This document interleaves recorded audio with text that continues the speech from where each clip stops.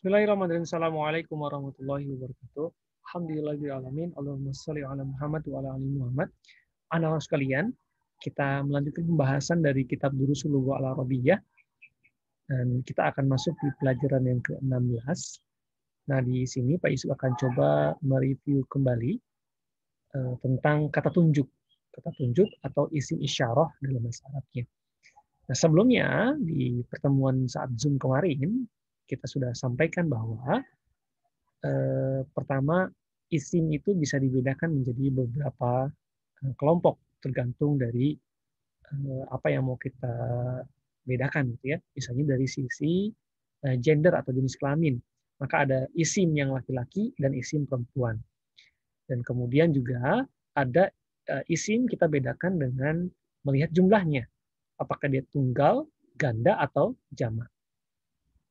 Kemudian yang terakhir, isim juga bisa kita bedakan kerasionalannya, apakah dia berakal atau tidak.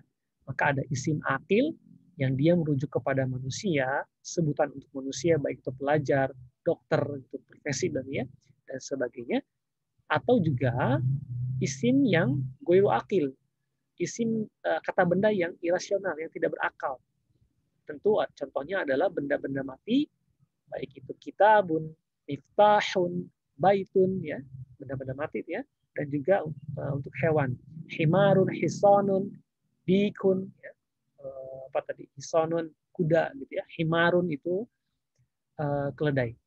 Nah, seperti yang disampaikan sebelumnya juga bahwa supaya kita bisa membedakan apakah inilah isimnya dia laki-laki atau perempuan, apakah ini tunggal, apakah ini jama, apakah ini akil ataupun goiru akil, maka yang paling utama adalah kita tahu artinya. Oleh karena itu, setiap kalian mendapatkan kosakata baru dari bahasa Arab atau belajar bahasa Arab, maka ini harus kalian hafalkan.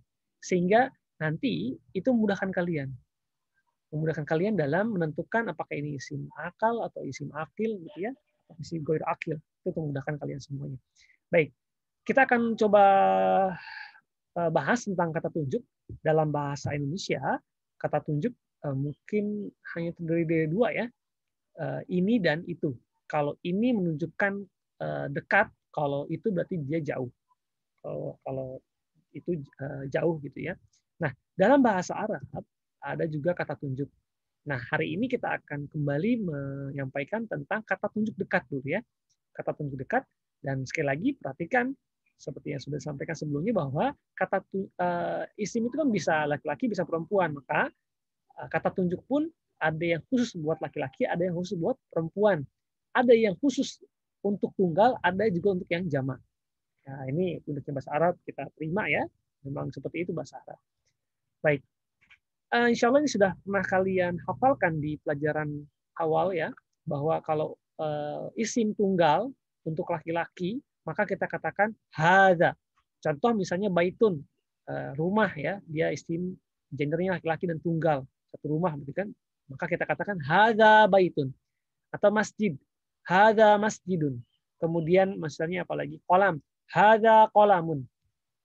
Kemudian yang kedua, ada kata tunjuk dekat tunggal untuk perempuan, yaitu hadhihi. Maka kalau ada kata benda yang dia tunggal dan perempuan, contoh saja misalnya ini bisa untuk isim akil ataupun guru akil, ya. Contoh misalnya Aisyah, hadhihi Aisyah. Kemudian apalagi misalnya nama Fatimah, hadhihi Fatimah. Atau misalnya kata benda mati, ya, atau anggota tubuh lah. Jangan anggota tubuh lah. Ini aja apa tadi kata benda mati, ya. Kata benda mati, ya. Contohnya misalnya mobil, ya. Sayyaratun. Ada tak marbutoh di belakang, maka dikatakan ya laki perempuan. Maka hadhihi sayyaratun, tunggal karena mobilnya satu, ya. Sayyaratun. Kemudian misalnya apa lagi? Kamar, ya. Kamar dalam bahasa Arabnya ghurfatun. Ada tak marbutohnya. Maka kita katakan hadhihi ghurfatun. Kemudian kalau jama ini berbeda tentunya kata tunjuk dekat yang kita gunakan. Ya. Kalau hadza artinya ini, hadhihi artinya ini. Kalau haulai bisa kita artikan inilah, ya, inilah atau mereka ini, gitu. Itu boleh lah, ya.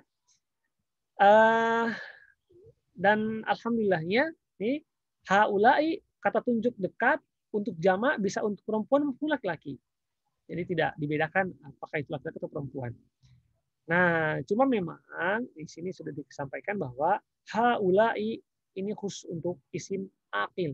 Isim yang memang dia masuk kata benda yang rasional, yang manusia ya. Contoh misalnya tolibun, tolibun, pelajar, satu pelajar, maka satu pelajar laki-laki, maka kita katakan hadza tolibun. Tapi kalau misalnya banyak, pelajarnya banyak, tolibun menjadi tulabun. Maka kita katakan haulai tulabun. Haulai tulabun. Inilah para pelajar laki-laki. Atau mereka ini pelajar laki-laki, itu boleh. Atau misalnya buat perempuan ya, misalnya muslimah, muslimatun, ada tamar butohnya. Kalau itu tunggal, maka kalau jamaknya menjadi muslimatun, muslimatun. Maka kita gunakan kata tunjuk dengan mengatakan haulai muslimatun. Inilah orang-orang Islam perempuan gitu ya, atau inilah para muslimah. Nah, kalau tadi kan dikatakan haulai ini untuk isim akil. Lalu kalau misalnya isim ghairu akil, pakai kata tunjuk yang mana Pak kalau untuk jamak? Nah, kalau untuk isim ghairu akil, secara umum menggunakan, ingat, kalau isim ghairu akil ketika jamak, dia dihukumi perempuan tunggal. Maka kita menggunakan hadhihi. Contoh misalnya ya, kitabun. Kitabun benda mati. Kitab ya, satu kitab. Maka kalau misalnya dia banyak jamak, maka menjadi kutubun.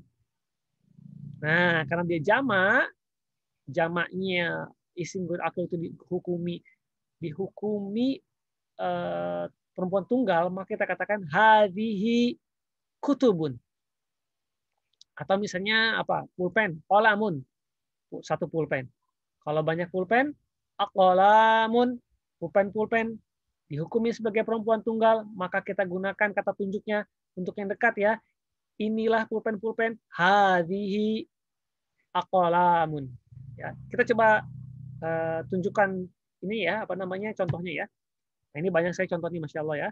Dari yang pertama, sayyaratun, perhatikan sayyaratun, ada tak marbutohnya, ya, artinya dia mobil, gendernya perempuan, karena ada tak marbutohnya, jumlahnya tunggal, dia termasuk isim ghairu akil. Maka kata tunjuk yang digunakan adalah hadhihi sayyaratun. Ingat, dia jama, dia tunggal ya, dia tunggal, maaf, dia tunggal, ghairu akil, kita gunakan hadhihi sayyaratun, hadhihi karena dia perempuan. Kemudian himarun, artinya keledai, gendernya laki-laki, jumlahnya tunggal, isimnya ghairu akil karena hewan, maka kita gunakan kata tunjuknya hadza. Hadza himarun. Ini keledai. Kemudian kutubun tadi ya, artinya buku-buku, dihukumi perempuan karena dia jamak isim ghairu akil, jumlahnya jamak ya. Jumlahnya tetap kita kenakan jamak ya.